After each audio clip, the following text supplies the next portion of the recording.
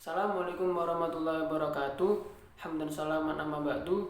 Di sini saya Rizky Ramadana Setia, NIM 192101311 akan menjawab soal ujian tengah semester matkul fikih munakahah.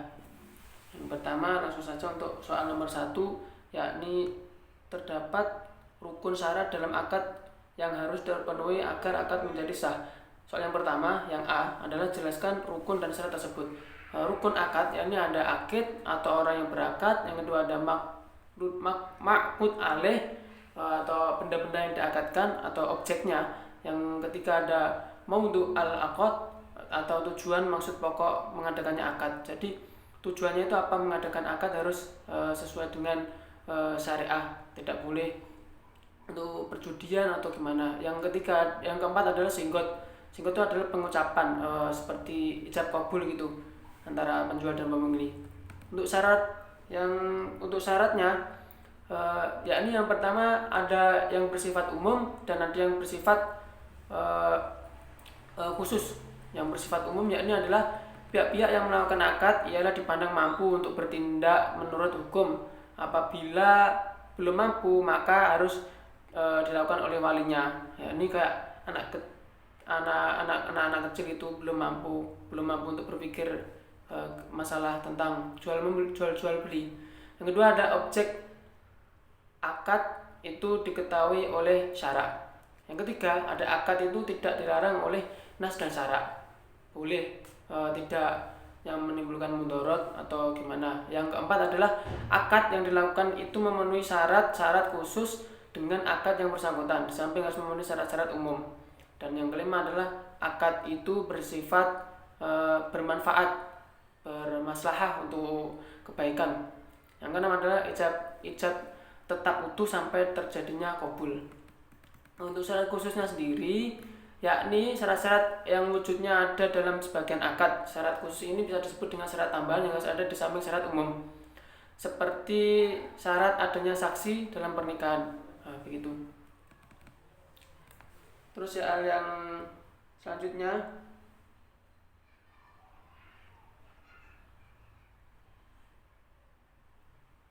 soal yang B adalah apa yang terjadi jika salah satu rukun atau syarat tidak terpenuhi, sebutkan alasannya.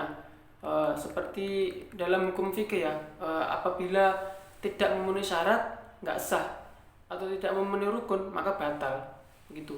Jadi kalau akad itu tidak memenuhi syarat nggak sah akadnya. Kalau tidak memenuhi rukun batal, akadnya batal. Terus yang ketiga, yang ke-C adalah jelaskan macam-macam pembagian jual beli berdasarkan disebutkannya harga dasar modal, barang pengganti, dan waktu penyerahan barang dan pembayaran harga. Nah, yang pertama yakni tentang jual beli berdasarkan disebutkan harga modalnya. Yang pertama ada jual beli murabahah, yakni jual beli dengan modal dan keuntungan yang diketahui. Yang kedua ada jual beli wadiah, yakni jual beli dengan harga di bawah modal dan jumlah kerugian yang diketahui. Terus yang ketiga ada jual beli tauliyah, yakni jual beli dengan menjual barang dalam harga modal tanpa keuntungan dan kerugian. Sebagian ahli fikih menambahkan lagi jual beli dalam jenis ini, yakni jual beli isyrok dan murtasal. Isyrok adalah menjual sebagian barang dengan sebagian uang bayaran, sedangkan jual beli dengan murtasal adalah jual beli dengan harga pasar, sesuai dengan harga pasar yang beredar atau yang telah berkembang di wilayah itu. Terus yang kedua adalah jual beli berdasarkan pengganti atau pertukarannya secara umum, yakni ada 4. Yang pertama adalah jual beli salam, pesanan, yakni jual beli dengan acara menyerahkan terlebih dahulu uang muka, kemudian barangnya itu diantar belakangan. Jadi uangnya dulu di muka, baru barangnya diantar. Terus yang kedua ada jual beli muqayyadah atau barter, yakni jual beli dengan menukar barang dengan barang, seperti menukar baju atau menukar sepatu dengan barang yang lain. Terus yang ketiga adalah jual beli mutlak, yakni jual beli barang dengan sesuatu yang telah disepakati sebagai alat pertukaran seperti uang. Yang keempat ada jual beli alat penukar dengan alat penukar, yakni jual beli barang yang biasa dipakai buat alat penukar dengan alat penukar lainnya seperti uang perak dengan uang emas. Terus yang ketiga, jual beli berdasarkan waktu penyerahan barang dan pembayaran atau harga, yakni 1. Jual beli dengan penyerahan barang dan pembayaran secara langsung. 2. Jual beli dengan pembayaran tertunda. 3. Jual beli penyerahan barang dengan penyerahan barang dan pembayaran sama-sama tertunda. Yang keempat adalah jual beli dengan penyerahan barang tertunda. Terus soal yang kedua, jelaskan hukum, argumentasi, dan penyelesaian dari kasus-kasus berikut ini. Dalam akad jual beli ternyata penjual belum memiliki barang yang ditransaksikan. Jadi secara hukum maka jual beli ini adalah tidak sah dan diharamkan untuk melakukannya serta harus dibatalkan. Seperti contoh ya, orang itu membeli sebuah mobil secara tunai maupun kredit, secara berangsur maupun tidak, kecuali membelinya itu tidak menguasai yang menjual, atau yang membeli itu tidak menguasai, yang menjual itu tidak menguasai secara penuh hak milik atas mobil tersebut, dan sekedar memperoleh surat yang si pembeli itu sekedar memperoleh surat-surat tidak dan dianggap ini sebagai jual beli adanya penguasaan dan pemilikan barang itu secara sempurna. Jadi pada intinya itu jual beli barangnya itu belum dimiliki secara secara penuh, tidak dimiliki secara penuh, maka itu harus dibatalkan dan harus dimiliki secara utuh, baru boleh ditransaksikan atau diperjualbelikan. Yang kedua adalah dalam akad istisna, salah satu pihak meminta agar ditetapkan khiyar syarat. Jika mencermati pengertian dan tujuan dari disyariatkannya khiyar syarat, maka dapat dipahami khiyar syarat itu adalah untuk kemaslahatan bagi si penjual dan pembeli. Dan pengertian dari istisna sendiri adalah akad jual beli untuk pemesanan pembuatan barang tertentu dengan kriteria dan persyaratan tertentu dan disepakati antara pemesan dan penjual. Jadi itu barangnya pesanan itu harus diketahui karakteristiknya seperti jenis, macam, kualitas, dan kuantitasnya. Nah, untuk masalah khiyar syarat yang diperlakukan atau yang diminta oleh salah satu pihak itu menurut saya diperbolehkan. Karena apa? Untuk meminimalisir, semisal begini, seorang itu telah memesan, kan intinya istrinya kan dalam memesan barang. Untuk akad khiyarnya adalah semisal barangnya itu tidak sesuai atau tidak sesuai dengan pesanan itu, maka boleh dikembalikan atau gimana kesepakatan antara penjual dan pembeli, ataukah harganya dikurangi atau bagaimana begitu. Yang penting itu pada intinya adalah persetujuan antara penjual dan pembeli. Terus yang ketiga adalah dalam transaksi falas internasional dibutuhkan minimum 2 hari kerja agar dana tersebut diterima. Nah, ini kan untuk transaksi valuta asing, atau lebih jelasnya dikatakan sebagai suatu investasi yang dilakukan dengan berdagang jual beli mata uang dari berbagai negara yang berbeda, itu dilakukan dalam pasar keuangan atau disebut juga dengan falas. Dan transaksi ini banyak macamnya, ada 4 kalau nggak salah. Itu ada yang transaksi spot, ada transaksi forward, dan transaksi option. Salah satunya apalagi itu. Yang dimaksud di soal ini adalah minimum 2 hari kerja agar dana tersebut dapat diterima. Dan ini adalah pengertian dari atau tergolong dari transaksi forward.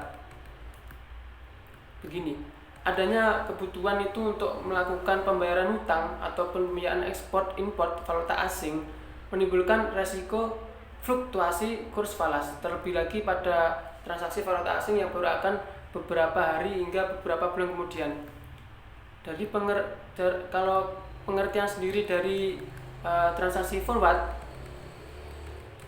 Transaksi ini merupakan transaksi falas valuta asing dengan tanggal yang disetujui lebih dari spot date 2 kerja hari seperti yang dijelaskan pada soal. Mengenai hukumnya sendiri, sebentar. Kalau menurut transaksi forward ini adalah kontrak atau melakukan transaksi valuta asing dengan kurs dan jumlah disepakati pada awal transaksi dan penyerahan dana kemudian minimal 2 hari setelah transaksi. Jadi perbedaan waktu penyelesaian transaksi falas, perbedaan transaksi spot dan forward adalah pada kurs yang digunakan pada saat transaksi kurs. Jadi contoh lebih gampangnya itu begini. Misal contoh transaksi forward ini sendiri adalah jika ada pengusaha yang melakukan akad istisna untuk pembelian mesin dari luar negeri, mesin dan akan membayarnya 3 bulan lagi, misalnya itu 3 bulan lagi. Jika kurs spot dolar pada waktu itu ada 10.000 US dollar, pengusaha tersebut membuat kontrak forward dengan perbankan dengan kurs 10.100 US dollar. Nah, untuk menghindari risiko nilai tukar menjadi lebih tinggi di atas kemampuannya, sehingga apabila kurs menjadi 10.200 US dollar, pengusaha tersebut tetap melakukan transaksi valuta asing dengan kurs 10.100 US dollar sesuai kesepakatan kontrak forward yang dibuatnya. Jadi sebenarnya transaksi forward ini adalah menguntungkan bagi si yang melakukan begitu. Terus ini yang menurut majelis ulama itu menetapkan bahwa jika transaksi valuta asing atau forex diperbolehkan karena usul-usulnya pendapatannya sangat jelas, keuntungan yang didapatkan investor bukanlah hasil dari taruhan berskala internasional, tetapi itu sudah diatur secara global dalam pasar keuangan. Selain itu, para investor atau penjual dan pembeli mengetahui alur transaksi, jumlah dana, serta informasi lainnya meskipun saat transaksi berlangsung tidak ada wujud barang karena dilakukan secara online. Jadi itu semua orang yang terlibat di dalamnya itu sudah mengetahui bagaimana, soalnya itu sudah berkembang di hampir seluruh dunia begitu. Terus yang keempat adalah jelaskan aplikasi akad murabaha dalam keuangan kontemporer. Ya, ini soal nomor 2D. Akad murabaha kan harus begini. Pembiaya itu membeli barang yang disediakan kepada pembeli yang tidak mampu membeli secara langsung. Pembiaya itu menjual barangnya itu kepada si pembeli atau yang mengutang tadi, dan itu sudah disertakan dengan keuntungan. Pembiaya mengambil keuntungan hasil dari menaikkan barang itu. Nah, sebelum pembiayaan tersebut disepakati oleh kedua pihak dan pembeli dapat memilih durasi pembiayaan secara kredit dan yang disediakan oleh pembiayaan. Nah, jadi misal lebih gampangnya begini. Ada seorang ibu-ibu yang ingin membeli membeli kulkas atau mesin cuci. Tapi uangnya itu tidak cukup. Maka si ibu itu meminjam ke bank syariah untuk mengajukan pembelian barang secara kredit. Nah, ini kredit. Pembiayaan atau si bank itu membelikan produknya yang ingin dibeli sesuai dengan harga penyedia produk ditambah margin keuntungannya. Berarti setelah membeli itu kesepakatannya itu pada ibunya itu menggunakan atau memakai keuntungan. Jadi ambil untung di situ. Jika ibu itu menyetujui kesepakatan harga kredit dengan durasi kredit sesuai kemampuan pembeli, maka ibu itu harus membeli barang dan membayar harga kredit sesuai dengan kesepakatan yang telah dibeli oleh pembiaya itu atau bank syariah. Kedua harus tahu margin keuntungan dan biaya produk sejak awal kesepakatan. Tidak ada namanya ketidakpastian keuangan dalam transaksi murabaha ini. Jadi dari proses awal pembelian sampai akhir sampai proses pembayaran itu diketahui oleh pihak keduanya gitu. Kalau dari menurut pandangan Islam, transaksi jual beli murabaha ini diperbolehkan dengan sistem perniagaan yang berlaku dengan sama atau adil. Intinya dari semua akad akad atau itu harus jelas, adil begitu. Perusahaan itu pembiayaan dapat menerapkan kredit secara murabah kepada klien untuk memperhatikan larangan menerapkan riba. Unsur semua pembiayaan seperti keuntungan dan pembiayaan produk diketahui, semua harus jelas agar tidak menghindari untuk terjadinya riba atau gimana salah paham begitu. Dalilnya ini ada pada surat An-Nisa ayat 29 dan Al-Baqarah ayat 275. Untuk selanjutnya yakni soal nomor 3, yakni dalam konteks muamalah dikenal kaidah umum bahwa hukum asal segala sesuatu adalah boleh sampai datang dalil yang menunjukkan tentang keharamannya. Yang jelaskan maksud kaidah ini dan bagaimana penerapannya. Ini kaidah usul fiqh ya. Al aslu fil asya'il ibahah hatta yadulla ad-dalilu ala tahrimi. Jadi hukum asal dari sesuatu adalah mubah sampai ada dalil yang melarangnya, baik itu memakruhkannya atau sampai mengharamkannya. Ini dalam Asy-Syaba wan Nadair. Jadi pada intinya tuh semua sesuatu itu adalah mubah sampai ada dalil atau keterangan yang mengharamkannya atau melarangnya begitu. Gampangnya begini, ada impor dari barang luar negeri. Nah, Indonesia mengimpor sayur yang datangnya dari luar negeri atau dari luar daerah lah, dari luar negeri. Nah, itu kita tidak tahu apa namanya, apa jenisnya. Nah, maka itu hukumnya tetap halal selama tidak membuat mudarat kita. Misalnya kita makan terus jadi sakit atau gimana, begitu. Intinya dapat dimanfaatkan. Contoh lagi, kalau dalam seperti hewan, kita tidak tahu hewan apa, jenis apa ini, tapi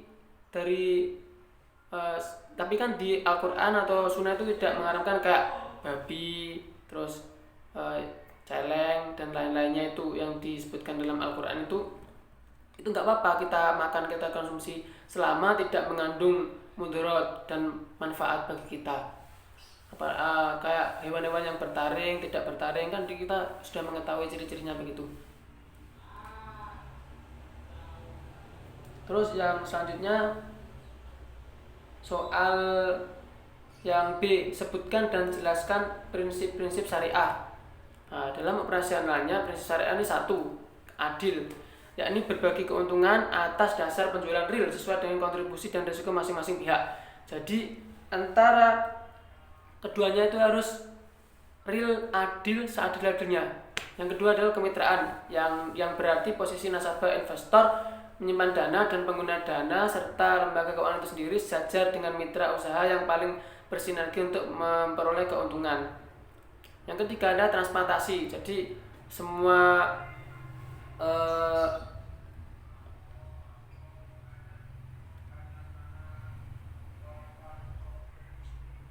prinsip-prinsip syariah ini harus transparansi, harus jelas semuanya, harus berkesinambungan gitu.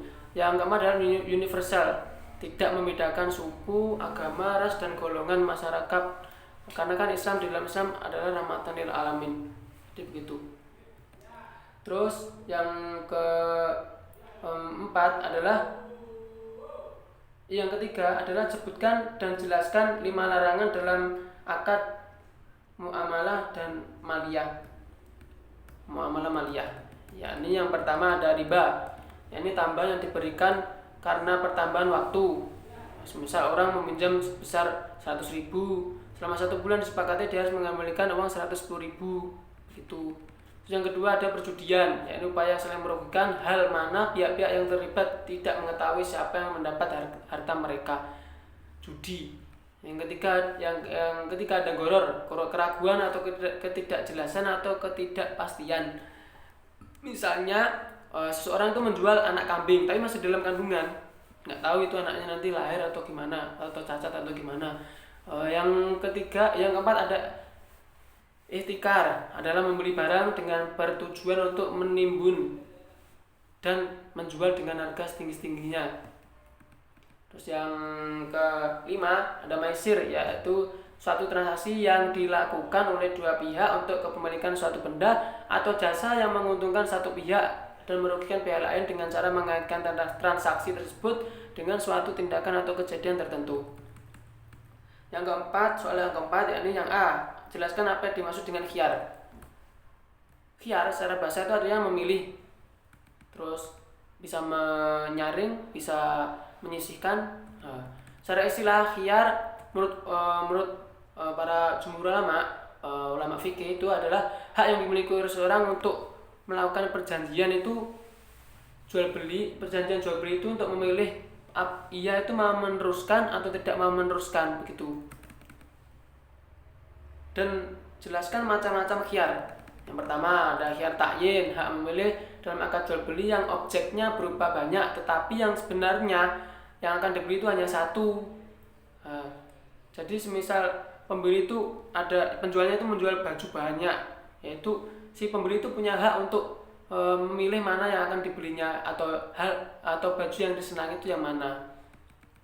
Yang kedua ada khiyar syarat, yakni khiyar yang hak memilih yang disepakati oleh penjual dan pembeli dalam jangka waktu tertentu, biasanya 3 hari.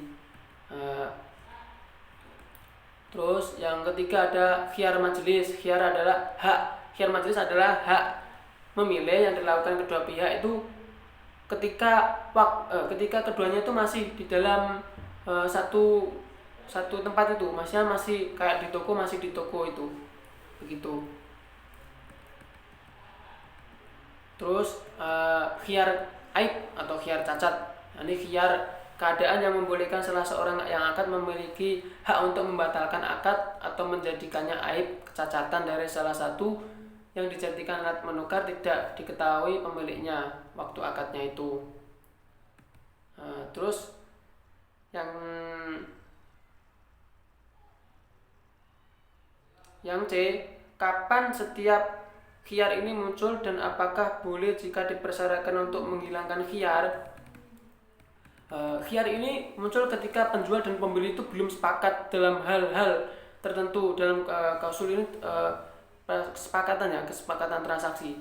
Jadi untuk sepakat itu harus ada persetujuan antara penjual dan pembeli begitu. Jadi sebelum terjadinya kesepakatan itu, jadi si pembeli itu masih mempunyai hak untuk memilih mana yang menurut ia baik, mana yang menurut ia senangi untuk memilih atau membeli barang tersebut itu. Terus, dan apakah boleh jika dipersyaratkan untuk menghilangkan khiyar? Selama ada persetujuan dari kedua pihak, boleh saja. Misalnya kayak di toko itu akan ada yang menjual, tidak boleh ditawar begitu. Itu sebenarnya itu suatu kesalahan ya, maksudnya gimana, seharusnya itu masih diberikan hak untuk khiyar. Karena kenapa? Kita kan tidak tahu bahwa barang yang kita mau beli itu bagus atau tidak, atau tidak ada cacatnya atau tidak. Misalnya kayak buku yang dibungkus begitu, kita nggak tahu apakah buku itu yang di dalamnya itu sudah dimakan rayap atau gimana, kan diplastiki. Jadi sebagai penjual yang baik, kita harus memperbolehkannya untuk melakukan khiyar. Begitu, dengan cara kita membuka bungkusnya agar tahu gimana kondisi barang yang akan kita beli. Terus yang D adalah jelaskan penerapan khiyar dalam jual beli kasus online, jual beli online. Di sini kan konteksnya ini adalah pre-order ya, dan pre-order itu sebuah akad di mana barang itu diproduksi yang akan dibuat sesuai dengan pesanan. Jadi pesan dulu baru dibuatkan gitu. Oleh sebab itu adanya khiyar saat akan terjadinya akad ini menghindarkan adanya kerugian di antara kedua belah pihak sebelum mereka sepakat untuk melanjutkan akad. Jadi si pembeli ini haruslah diterapkan dalam setiap transaksi terlebih dalam jual beli online sebagai bukti kesempurnaan syariat Islam dalam mengatur jual beli. Jadi kita harus memastikan kepuasan pembeli. Misal takutnya nanti barangnya yang kita beli itu ada ketidaksesuaian atau ketidakcocokan begitu, kak, ukurannya salah, kita bisa menukarkannya begitu, harus tanggung jawab itu. Terus yang kelima ada A, jelaskan akad ijarah, syarat dan rukunnya.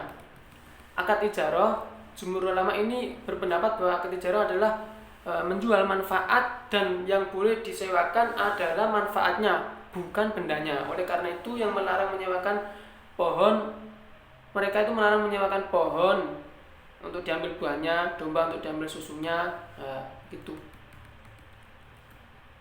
Terus apa ini? Syarat dan rukunnya. Syaratnya yang pertama ada syarat al-inqad atau terjadinya akad, syarat an-nafat atau syarat pelaksanaan akad, dan syarat sah dan syarat lazim. Pertama syarat terjadinya akad berkaitan dengan akid, zat akad dan tempat akad. Begitu ya. Terus yang akid orang yang berakad. Yang kedua adalah syarat pelaksanaan an-nafat. Barang dimiliki oleh akid atau ia memiliki kekuasaan penuh untuk akad aliyah. Jadi orang demikian itu ijarah yang dilakukan oleh orang tidak memiliki kekuasaan yang tidak diizinkan oleh pemiliknya, tidak dapat menjadikan adanya ijarah. Jadi harus hak milik penuh. Terus yang ketiga adalah syarat sah ijarah. Keabsahan ijarah berkaitan dengan akid orang yang akad adanya keridhoan dari kedua belah pihak. Ridho ini ada dalam surat An-Nisa ayat 29. Makut alih, barang yang menjadi objek akad harus bermanfaat dengan jelas gitu. Terus yang keempat syarat kelaziman, yaitu mauquf alih, barang sewaan terhindar dari cacat, tidak ada udur yang dapat membatalkan akad. Udur yang dimaksud adalah suatu hal yang baru yang menyebabkan kemudaratan bagi yang akad. Untuk rukun akad ijarah sendiri adalah yang pertama ada akid orang yang berakad, singgot akad atau ucapan akad itu. Terus yang ketiga adalah ujroh, upah, dan yang keempat adalah manfaat. Terus soal selanjutnya yakni jelaskan bagaimana penerapan akad ijarah pada masa sekarang. Ini kayak sebenarnya ya, perkembangan produk-produk itu syariah dalam bidang lembaga keuangan semakin marak sekarang ini. Tidak terkecuali dengan pegadaian. Pegadaian itu tidak lagi tertuju pada pegadaian konvensional, tapi pada masa sekarang ini pegadaian pun sudah mengeluarkan produk berbasis syariah. Dalam kegiatan operasional pegadaian syariah menggunakan dua akad. Salah satunya itu dengan akad ijarah, yaitu akad pemindahan hak guna atas barang atau jasa melalui pembayaran upah sewa tanpa diikuti dengan pemindahan kepemilikannya atas barangnya sendiri. Jadi dengan menggunakan akad tersebut, kegiatan usaha yang dijalankan oleh pegadaian syariah dinilai dapat menghindari praktik-praktik yang diharamkan gitu.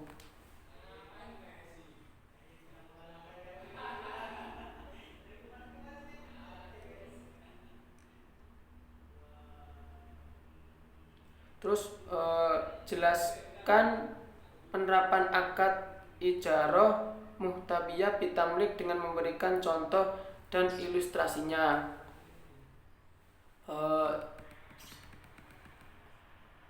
Bitamlik, penerapan al-ijarah, ahli hukum Islam mendefinisikan dengan menjual manfaat, kegunaan, jasa, dan dengan bayaran yang ditetapkan.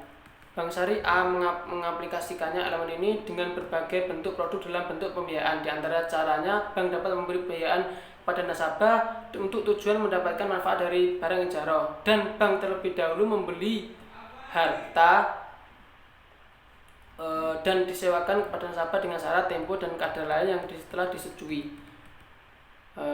Contoh, ada seorang yang ingin menjual rumah seharga 100 juta dan ada seorang pembeli B yang ingin membeli rumah tersebut dengan meminta bantuan Bank A memberikan pembiayaan. Maka Bank A dapat menawarkan kepada pembeli B untuk bekerja sama dengan akad IMBT itu. maka kontrak pertama yang dilakukan adalah Bank A harus membeli rumah kepada penjual rumah dengan harga 100 juta, dan akan kontrak yang kedua yaitu Bank B menyewakan rumah kepada si pembeli B, misalkan biaya sewa yang disepakati sebesar 1 juta per bulan selama 10 tahun 120 bulan, maka pembeli B akan mengeluarkan uang sampai 10 tahun adalah sebesar 1 juta dikali 120 bulan, totalnya adalah 120 juta.